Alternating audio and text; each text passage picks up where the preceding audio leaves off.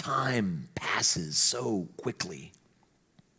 The sun rises and the sun sets every 24 hours. It makes me sad, but if I'm really being honest, it also scares me. It stokes a fear in me because it causes me to ask questions like, what am I missing? What should I be doing? How should I be spending my time? Is there any way that I can better slow things down? How do I ensure that I minimize my regrets? Are there opportunities passing me by that I'm missing that I need to grab onto and hold on to? If I missed this, if I missed that, it scares me. It's been said that the root of control is fear. That makes sense to me. It resonates with me. Whether I like to admit it or not, and it's an embarrassing admission, I depend on my ability to control things to make me feel safe, to make me feel happy, to make me feel secure. And I don't think that's just me. I think consciously or unconsciously, we all do that to one degree or another. And nothing confronts my inability to control things like the passing of time. I remember in 1996, I think it was, my grandfather was being awarded the Congressional Gold Medal of Honor. And the ceremony was held in the Capitol Rotunda. And, all these political and entertainment leaders, world leaders were in the room. And they were honoring my granddad. It was an incredible event, a moving, deeply moving event, especially for those in his family. And if you've ever been to the Capitol Rotunda, there's, busts of national leaders throughout history that surround the entire rotunda. And my granddad stood up when they presented him with the Congressional Gold Medal. He stood up, and he was just, characteristically simple and to the point. And he stood up to receive this award, and everybody stood and clapped for what seemed like 10 minutes. But when everybody was finished, he sat there quietly. The room was quiet for like 30 seconds. I mean, you could hear a pin drop.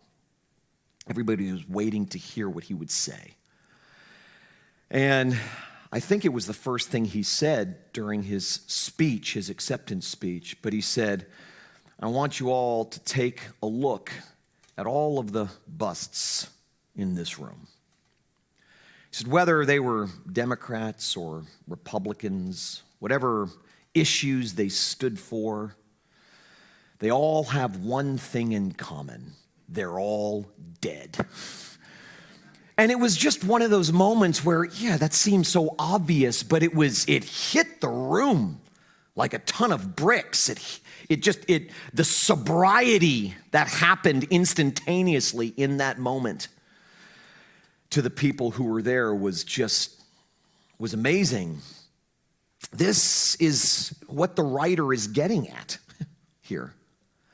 I mean, if you're banking on your ability to control things, you're building your house on the sand. You are consigning yourself to a guaranteed disappointment. Guaranteed. One of my granddad's last books was entitled Nearing Home, Life, Faith, and Finishing Well. And in that book, he speaks openly and transparently about the difficulty of getting old. Not because he was afraid to die, but because age exacerbates the fear of insignificance. He said this, now that time has taken its toll and I've been relegated to the sidelines, do I matter anymore? I think the older we get, the more common it is to ask questions like that. If we're building our identity, our sense of safety, worth, significance on things that we can't control, then we are consigning ourselves to a life of perpetual disappointments. As my granddad said, we're all going to die. Death is inevitable. It all comes back to what the writer identified at the very beginning of Ecclesiastes, where he talked about the fear we have, whether we're aware of it or not, but the deep down fear we have of nothingness, of emptiness, of meaninglessness, getting to the end of our lives and going, did any of it matter ultimately?